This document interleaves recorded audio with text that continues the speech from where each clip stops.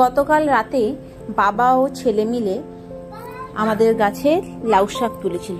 যেহেতু লাউ শাকগুলো আমাদের ব্যালকনি থেকে অনেকটা নিচে নেমে গেছিল, যারা নিচে আছে তাদের হয়তো একটু অসুবিধা হচ্ছে। অনেকগুলো এখানে ছোট ছোট লাউ ধরেছে, জানি না এগুলো হতো কিনা, তবুও কেটে নেওয়া হয়েছে।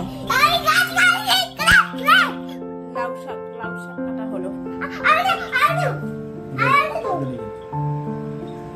পাপাকে দাও না, তুমি কাটছো কেন?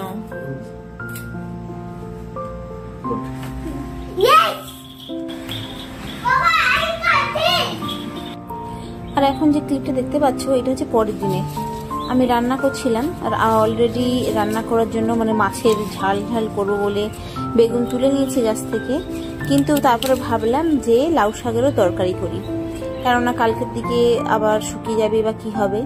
তো যা ছিল শেষ পর্যন্ত এই কটা আমি পেয়েছি গাছ থেকে, অলরেডি আগে তুলে নিয়েছিলাম। আর লাউ শাক রান্না করব, তাই ছোট ছোট চিংড়ি, বড় চিংড়িও আছে, তবে ছোট চিংড়ি দিয়ে রান্না করব। ছোট চিংড়ি বের করলাম ফ্রিজ থেকে। এখন লাউ পাতাগুলো কেটে নিচ্ছি। সবগুলো লাউ পাতা তরকারিতে দেবো না, যেগুলো খুব নরম মানে কিছু দেবো আর কিছু রেখে দেবো। কারণ হচ্ছে আজকে যে লাউ যে ডাঁটাগুলো, এইগুলো আলু বেগুন দিয়ে রান্না হয়, তবে আমি আজকে বাড়িতে কাঁচকলা রয়েছে, কলাও দেব। আর কালকে ছুটির দিন রয়েছে, এই কারণে কালকে এই পাতাগুলো দিয়ে পাতা পোড়া বলি, লাউ পাতার ভর্তাও বলা যেতে পারে। ছোট ছোট চিংড়ি মাছ বা 5 মিশালি মাছ দিয়ে ওটা হয়, খুব ভালো লাগে টেস্ট। তো ওটা শনিবার রবিবার আমার বাবার অফিস ছুটি থাকতো, যখনই বাড়িতে থাকতো বাবা এই পাতা পোড়াটা খেত, খুব পছন্দ বাবার। তো যাই হোক, এখানে লাউ ডাঁটাগুলো আমি কেটে নিচ্ছি, আর লাউ শাকগুলো কিছু নেব আর কিছু রেখে দেব কালকের জন্য। আর ঘরের কাছে বেগুনগুলো কাটছি, জানি না ভিডিওতে কতটা বুঝতে পারছো, মানে এত নরম ভেতরটা, বড় হয়েছে দেখতে, যেটা বড়টা ওটা ফার্স্টে কাটছিলাম, কিন্তু ভেতরটা একদম নরম। মাছের ঝালে যখন দেই একদম তুলতুলে হয়ে যায়। এই যে রান্নাটা, এটা ভীষণ সিম্পল, একদম তেল মশলা ছাড়াই বলা যেতে পারে, মানে খুব কম তেল মশলা লাগে, আর কিন্তু খেতে অনেক ভালো হয়। তো ফার্স্টে কড়াইটা গরম হয়ে গেলে আমি এখানে ছোট ছোট কুচো চিংড়ি যে বের করেছি, তো এটাকে ফার্স্টে ভেজে আলাদাভাবে রেখে দেব। ভাজার জন্য আমি অনেকটাই তেল দিয়ে ফেলেছিলাম, মানে হাত থেকে বেশি করে পড়েই গেছিল, এই কারণে আর তেল দিচ্ছি না। ওই তেলের মধ্যেই 5 ফোড়ন দেব আর শুকনো লঙ্কা, তেজপাতা। এরপর এখানে ফার্স্টে কেটে রাখা আলু আর কাঁচকলা আমি দেব, দিয়ে একটু ভেজে নেব।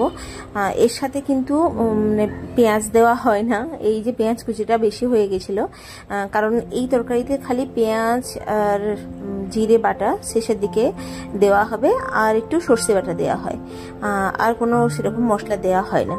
তো আমার কাছে যেহেতু পেঁয়াজটা ছিল এক্সট্রা, তো কাটা পেঁয়াজ আমি রাখবো না, এই কারণে আমি দিয়ে দিয়েছি।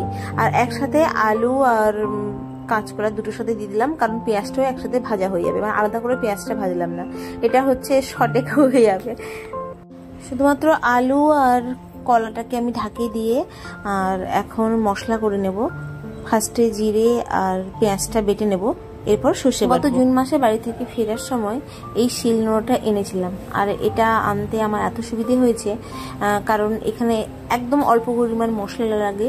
আর যখন ধরো আমি জিরে গুঁড়ো করে রাখতে পারলাম, কিন্তু কিছু কিছু তরকারিতে জিরে আর পেঁয়াজ একসাথে এরকম বেটে দিলে অনেক সুন্দর লাগে, মানে স্মেলটাও খুব সুন্দর আসে আর টেস্টটাও খুব ভালো হয়, যেটা আমি আগে করতে পারতাম না, কারণ এত কম তো আর মিক্সিতে ঠিকভাবে বাটা যেত না। যাই হোক, মাঝখানে আবার ঢাকনাটা খুলে আমি কেটে রাখা যে ডাঁটাগুলো ওইগুলো ফার্স্টে দেবো, পাতাগুলো একটু পরে দেবো। তো ফার্স্টে আমি ডাঁটাগুলো দিয়ে আবার ঢাকিয়ে দেবো, আর অবশ্যই স্বাদ মতো লবণ দিয়ে দেবো। মনে হয় যে একদম সিম্পল রান্না করি, সিম্পল কিছু খাই, তখন এরকম রান্নাগুলো করতে পারো বাড়িতে, অনেক ভালো লাগবে। আর ঘরের গাছের লাউ শাকগুলোর কথা আর কি বলবো, এত নরম, মানে যখন ঘরে থাকতাম, মানে আমি গ্রামের ঘরের কথা বলছি, তখন এগুলোর মনে বুঝতাম না, কিন্তু এখন যখন মুম্বাইতে থাকি, যখন হাতের কাছে সবসময় এগুলো পাই না, তখন এগুলো কতটা দামি বা এগুলোর মূল্য এখন বুঝতে পারি ভালো করে। দামের থেকে বড় কথা বাজারে সেভাবে পাওয়া যায় না। তো ফার্স্টে এই যে ডাঁটা দিয়ে দিলাম, দিয়ে আমি ঢাকিয়ে দেবো, এরপরে পাতাটা দেবো আর বেগুনটা দেবো, এই দুটো আমি শেষে দেবো, একদম শেষে না, মানে ডাঁটাটা দিয়ে কিছুক্ষণ ঢাকিয়ে রাখার পর তারপর আমি বেগুন আর পাতাটা। এর মাঝে আমার বাটা হয়ে গেছে, জিরে আর পেঁয়াজ, সর্ষেটা বাকি আছে, তো ওটা বেটে নেব। সর্ষে বেটে নেওয়ার পরে কিন্তু আমি ঢাকাটা খুলে খুলে নাড়িয়ে দিয়েছি। যখন একদম সবজিগুলো মনে হয়েছে যে সেদ্ধ হয়ে গেছে, তখনই আমি সর্ষে বাটাটার জল দিয়েছি, মানে সর্ষেটা নিচে থেকে গেছে, জল দিয়ে দিয়েছি। কিন্তু তখন আমি ভুলে ক্যামেরাটা অন করতে ভুলে গেছি। তো যাই হোক, সর্ষে বাটার জল দেওয়ার পর আমি আবার ঢাকিয়ে দিয়েছিলাম। আর নামানোর কিছুক্ষণ আগে, মানে ঢাকিয়ে রেখে আমি তরকারিটাকে হতে দিয়েছি। আর নামানোর জাস্ট কিছুক্ষণ আগে পেঁয়াজ আর জিরে যে বেটেছিলাম ওটা দিয়ে তারপর নামিয়ে নিয়েছিলাম। আর এখন এটাই যে একদম সিম্পল, কিন্তু খেতে কিন্তু খুব টেস্টি হয়েছিল, ভীষণ ভালো খেতে আর হেলদিও। তো রেডি হয়ে গেছে। আমরা তো খুব ভালো খেয়েছি। তোমাদের কাছে যদি থাকে এখন পুঁই শাক, তো তোমরা ওই তরকারি ট্রাই করতে পারো। তবে লাউ শাক দিয়ে আরো অনেক ধরনের রান্নাও করা হয়। আজকে আমি তোমাদের সাথে এটাই শেয়ার করলাম।